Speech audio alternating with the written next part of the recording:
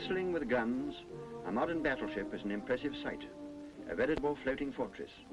But she's more than that. She's the newest offspring of an ancient family, the latest link with a magnificent tradition. The very name comes from the old line of battleship, or ship of the line of Nelson's days. It's a far cry from Duke of York to the old Victory, but the most important thing about a battleship hasn't changed. Today, as it always was and always will be, it's the men who make a ship great, and a great ship is remembered only because of the great sailors who manned her. That's why you will always find visitors on board the old Victory at Portsmouth, come to pay homage to the memory of a renowned sailor whose name is forever identified with his ship.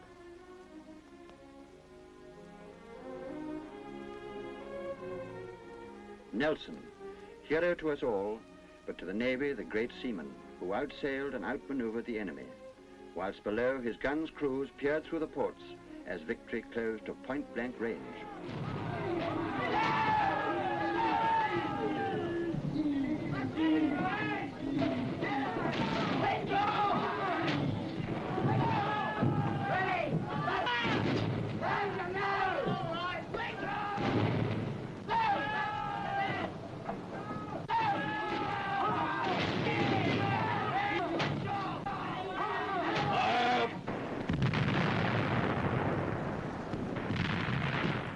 Today, big ships fight out of sight of each other. Science finds the target and directs the guns. That's how Duke of York found and sank Scharnhorst in the dark of night. Ingenious gadgets, but useless without the men behind them, trained to master them and get results.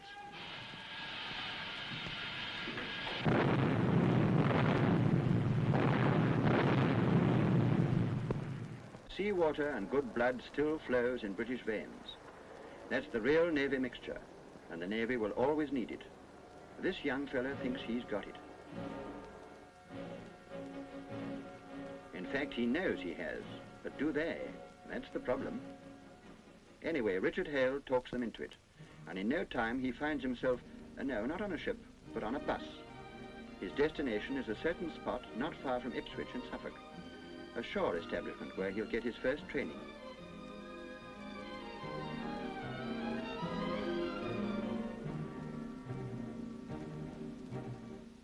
HMS Ganges, his home for the next 36 weeks. Anyway, it's a ship that doesn't roll much.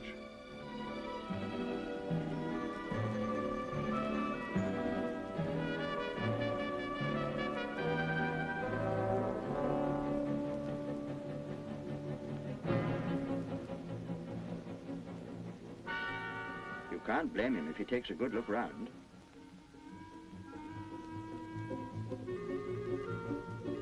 The first thing is to make the new boy look like a sailor. That's the first step towards feeling like one. First, the ditty box, with its host of personal things like soap, towels, handkerchiefs, brushes, and so on. Wrens, expert at sizing up a fellow, issue the kit, but a discreet curtain falls when it comes to trying on the bell-bottoms. PT kit will come in for a lot of use. Next, the jumper. Sailors like them close-fitting, and there's a lanyard, collars, underwear, boots to follow. In fact, a complete rig-out. The uniform's a little strange, but it's very comfortable, and there are no buttons to clean. Finally, there's the cap, and an official way to wear it, strictly parallel to the deck.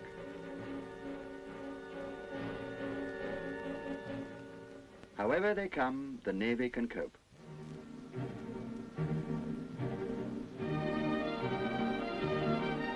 What's this? Thank goodness, so they do eat in this place, do they? The answer's a big yes. Plenty of good, wholesome food to cope with good, wholesome appetites. Eat away, there's a man's work waiting. How's the grub, Hale? Keeping smart and tidy means looking after your kit. Trousers are creased inside out, port to starboard, not fore and aft like civvies, and then concertinaed. 7 folds, please. And there's your smalls. And sewing. No, there's no needlework class. He's issued with a hussif, and it's up to him to have a stab at it. The whole plan of naval training is to make a sailor a self-sufficient unit, able to cope with any problem. And the first thing is to teach him to take pride in himself. Boots cleaned and everything stowed away.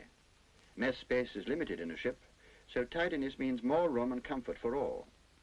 At HMS Ganges each week a prize is given for the tidiest mess in captain's rounds, which is a Sunday morning inspection in every ship. Here Hale meets the captain, who makes a point of getting to know each new arrival as soon as possible.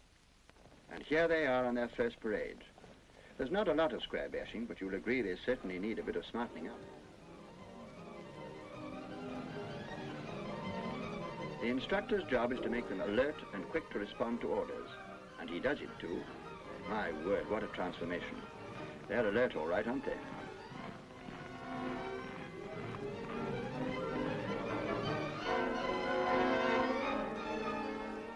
There's a milk issue every morning. That's a bit of a shock for old shellbacks, but milk is the most complete food there is, and these youngsters just lap it up. Their bodies are so well built up for the work they're called to do that most boys put on a stone in the first 5 weeks. Physical training, well varied so they don't lose interest, muscles them up and makes them feel so fit that they look forward to more, to use up their newfound surplus energy. Fencing quickens the mind and trains eye and hand to work in swift coordination. And as they build up their bodies, they gain confidence in their own abilities. They learn to rely on themselves, which is the secret of learning to take responsibility. When a man can fend for himself, others can rely on him. And in a ship, every man's job is a responsibility. The ship's safety depends on his carrying it out.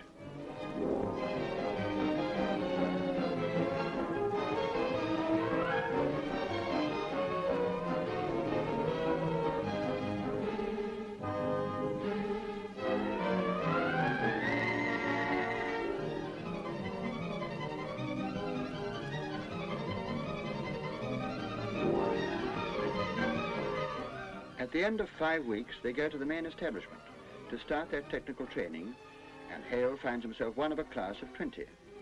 They work alternate weeks at gunnery training and seamanship instruction, such as here, where they're getting an introduction to elementary navigation.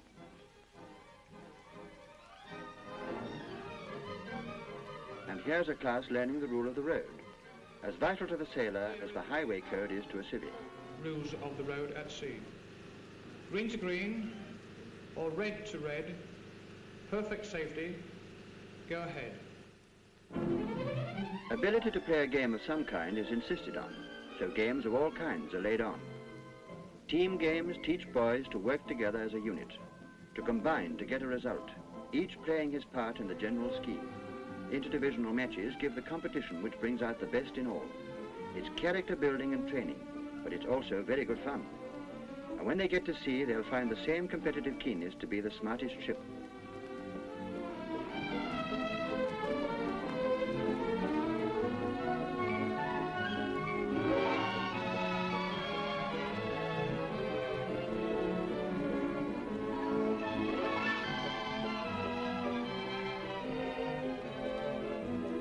Promising boys are soon upgraded into an advanced class. Hale made it, and here he's learning about a ship's lifting gear. Marking boys come in all shapes and sizes, and each has its meaning to be learnt. And lighthouses don't all flash the same way. In fact, you recognize them by their differences. And there's quite a bit of general education mixed up with the technical. Hale won't do much X-chasing in his early days at sea, but it'll come in handy when he takes higher rating exams later on, as he intends to. He's making the Navy his career and means to go places. And that goes for the other 1,800 in the main establishment too. For training purposes, Ganges is ideally situated where two rivers join. Elevating our sights a little, that's the main block, and beyond it, the Orwell. The sea is barely a mile away. Well, they did come to be sailors, didn't they? And after all, you can't get used to salt water if you don't go on it. The seamanship training is designed to give the boy the necessary knowledge to be a useful, even if humble, member of the ship's company in his first ship. Boat work gives him a chance to put much of what he's learned to the test.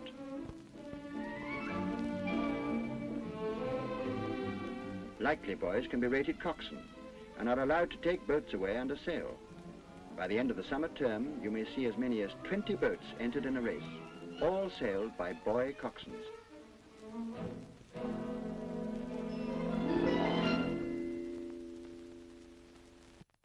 boys chosen for training and signalling and all communications do a different course. Flag signalling, the system Nelson used, is still the best for maneuver signals and for general messages when radio silence is enforced, as in wartime.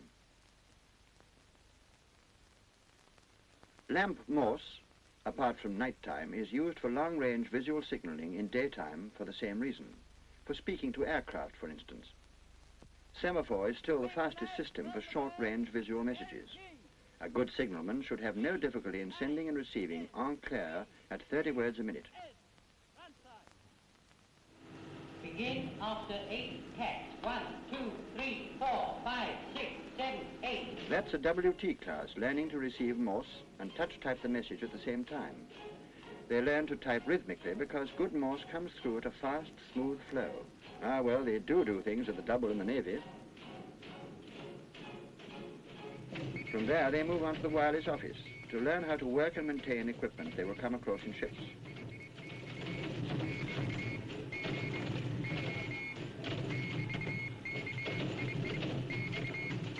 The standard is set very high for all communication boys, so that when they pass out from Ganges, they can keep a receiving watch at fleet speed. It may seem strange to see sailors firing rifles, but the principle's the same for rifles and big guns. You aim at your target, making due allowance for outside factors such as range, wind, and movement. But you've got to judge them for yourself. For the bigger stuff, gadgets do the judging for you. In Nelson's time, the captain put the ship where you couldn't miss, unless she rolled. But with today's long-range fighting, you need the exact range because you are lobbing at a target instead of firing straight at it. But first, you've got to get your guns loaded. This is the way you load the gun. Unload.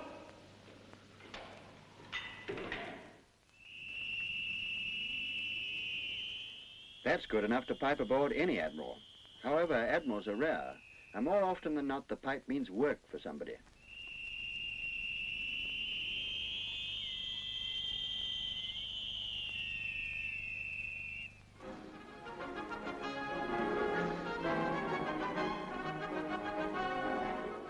Now they're getting somewhere. They're beginning to look like sailors and march like them. About 2,000 strong, marching past the captain after divisions.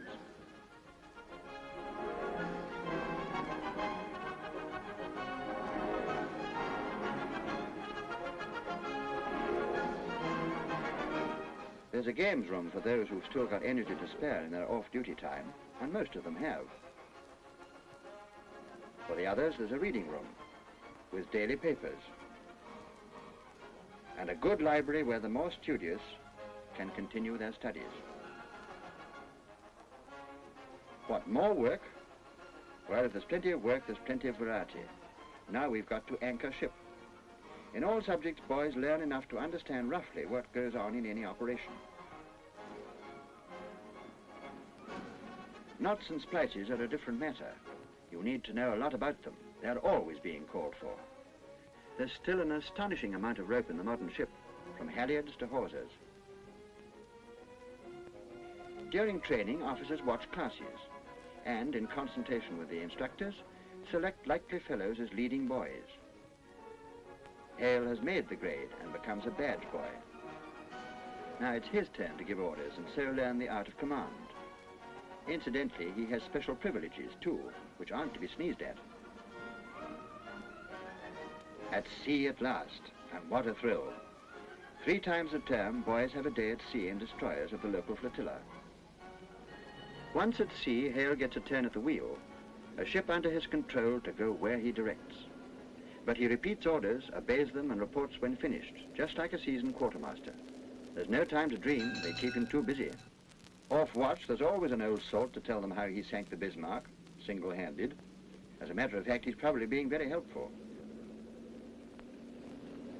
As far as practicable, captains try to give the boys an idea of all the activities of the ship. And their surroundings are a little strange. It turns out to be just a case of familiar doings seen in their proper location.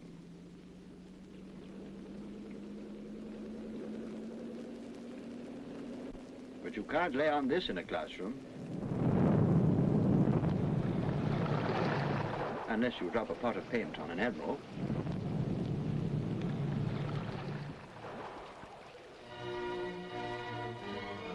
At last your course is over and you're at sea, part of a ship's company and with a job to do. Maybe, if you're lucky, Mediterranean bound on maneuvers. Perhaps part of a fleet at action stations, waiting to beat off a low-level air attack. There's a pom-pom battery, and you there with headphones, ready to receive and repeat orders. That's a job a well-trained boy can do.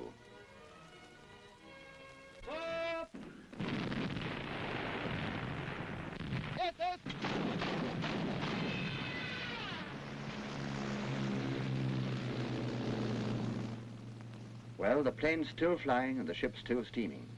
The admirals will decide who won, but it's all experience for the new boy, and so is this, transferring from one ship to another underway.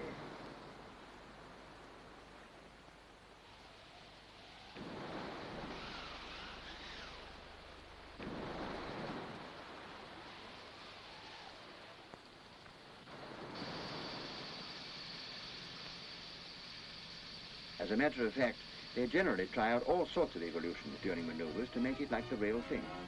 And they keep you so busy that before you know where you are, you're steaming into port. Gibraltar, in this case. It's an important naval base, so we're going in style, hands dressing ship and everything shipshape. From shore, probably a score of telescopes are trained onto us, looking for faults. And every man Jack is out to make sure there aren't any. That's the spirit you get. Your ship is the best. And you're ready to prove it as soon as you get on shore. And there's the Royal Marine Liberty Detachment ready to land. Incidentally, Royal or sailor, you're all inspected before you land to see that you're a credit to the ship. And also when you come back, to see how you spent the carefree hours. Anyway, it looks as though the Royals are living up to their proud boast. First ashore, last off. The first part, at least. Gibraltar, here we come.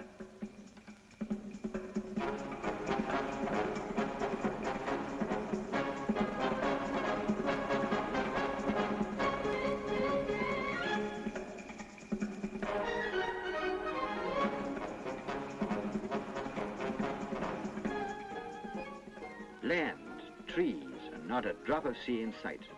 No matter how you love the sea, it's great to get on shore now and again, if only to realize how nice it is at sea and hurry back again.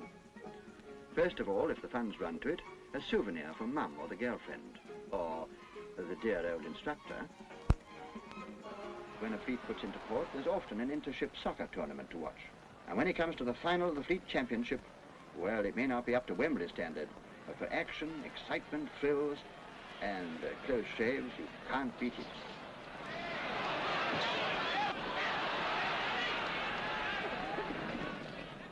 And there's the trophy for the winners.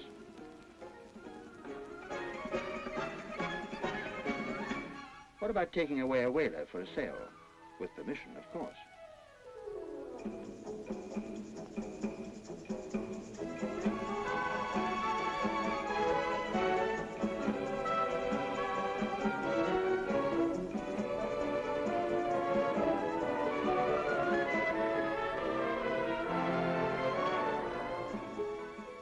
Sun, fresh air, silent motion.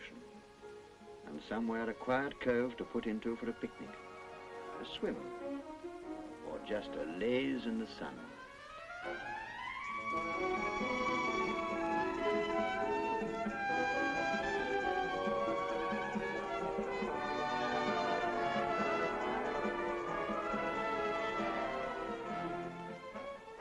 Ah, well, it's time to put to sea again. But there's always another port waiting. A British fleet going to sea is a stirring sight, and British sailors are stirring chaps. The Navy looks after its men, and it's the men who look after the Navy.